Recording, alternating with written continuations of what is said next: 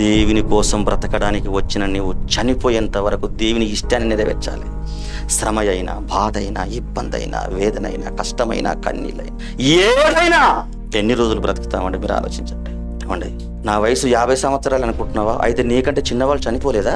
చనిపోయే ముందు నీ భక్తి బాగుండాలి, నీ విశ్వాసం బాగుండాలి, నీ నమ్మకం బాగుండాలి, నీ ద్వారా దేవుడు మహిమపరచబడాలి. బలా నమ్మకమైన దాసుడా, నీకిచ్చినటువంటి తలాంతులు నువ్వు నీ యొక్క తలాంతును సంపూర్ణంగా సద్వినియోగం చేసుకొని ఈ లోకంలో నన్ను మహిమపరచావని, ఇదిగో లోకం పుట్టినది మొదలుకొని నీ కోసం ఏర్పరచబడిన ఈ పరలోకాన్ని స్వతంత్రించుకొని నీతో నాతో అనగలరా? మందిరానికి వెళ్ళి పాట పాడి కానికిచ్చినంత మాత్రాన పరలోకానికి వెళ్తామా? చెప్పండి దేవుని. అలాగైతే రాళ్లతో కొట్టబడడం ఎందుకు, రంపములతో కోయబడడం ఎందుకు, సొరంగాల్లో దాక్కడం ఎందుకు, ఆకలి దప్పకలతో అలమటించిపోవడం ఎందుకు? కానుక ఇవ్వద్దంట్లే నేను, ఇవ్వాలి.